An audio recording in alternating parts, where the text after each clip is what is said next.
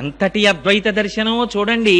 అసలు దాని నుంచి జారలేదు రమణులు ఎప్పుడు. తొట్టతొదన శరీరానికి సర్కోమా పుట్టి రక్తం కారిపోతున్నప్పుడు కూడా, 104 జ్వరంతో శరీరం ఊగిపోతున్నప్పుడు కూడా, మీకు ఇప్పుడు కూడా స్వామి భగవాన్ మీరు ఇప్పుడు కూడా ఆత్మచింతనతోనే ఉన్నారా అంటే, గంధపు చెట్టుని పట్టి కొట్టినా, చెరుకు కర్రని పట్టి కత్తితో నరికినా, మోకాలకు పెట్టి విరిచినా, దంతముల మధ్య పెట్టి నలిపినా తీపి తప్ప చేదు రాదు. ఆత్మజ్ఞానము అబ్బినటువంటి వాడికి ఏమి చేసినా శరీరాన్ని ఆత్మస్థాయి నుండి దిగజారడు అనేవారు. అటువంటి స్థితిని పొందారు మహానుభావులు.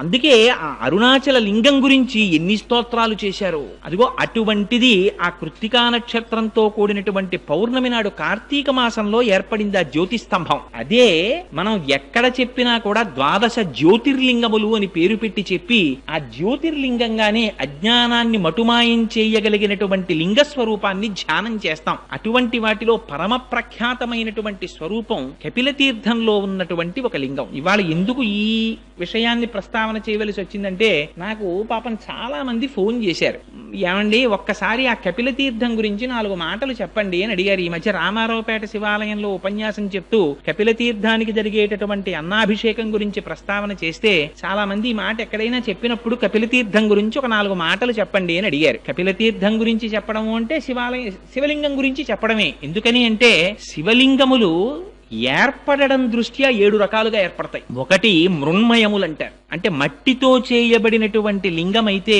దాన్ని మృన్మయ లింగము అంటారు. రెండవ దాన్ని సైకత లింగము అంటారు, అంటే తాత్కాలికంగా పూజ చెయ్యడానికి కానీ లేదా ఇతర పద్ధతులలో కానీ ఇసుకతో చేసినటువంటి లింగం అయితే దానికి సైకత లింగం అని పేరు.